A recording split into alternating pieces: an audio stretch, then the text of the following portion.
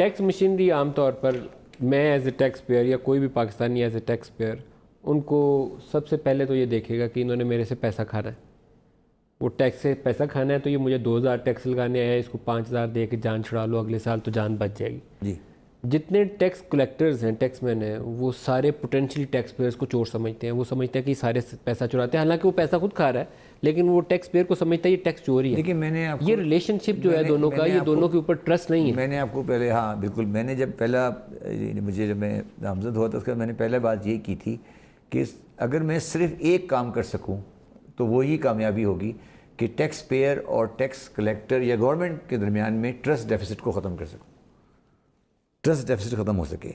मेरा ये बड़ा वाज़ेह मानना है कि पाकिस्तान में budget deficit is a trust deficit. जब ट्रस्ट डेफिसिट ख़त्म होगा तो बजट डेफिसिट खुद ब खुद ख़त्म हो जाएगा। आज दोनों का एक दूसरे पे ट्रस्ट नहीं है। अच्छा, और ये बात भी बड़ी वाज़ेह है कि अगर कोई टैक्स की इवेजन होती है तो उसका बुनियादी बेनिफिशियरी टैक्स पेयर होता है। टैक्स कलेक्टर तो यस उसमें है हैरेसमेंट ऑब्जेक्ट, मगर ये ट्रस्ट बहुत सीरियस ब्रेक हो चुका है। और अब हालात इस तरह के हैं कि बिजनेसमैन भी और कारोबार भी हज़ार टैक्स देना चाहते हैं, मगर वो ट्रस्ट का जो गैप है वो ब्रिज नहीं हो पा रहा है। और उसकी मुख्तलिफ वजूहत हैं, उसमें एडमिनिस्ट्रेटिव रीज़न भी हैं और पॉलिसी रीज़न भी, मगर वो गैप है और उसको हमें गैप को समझना है। इसमें किसी पर्टिकुलर शख्सियत की खराबी या बुराई अच्छाई हम उसको नहीं रख सकते, मगर ये एक सिस्टमिक एरर डेवलप हुई है ओवर द टाइम।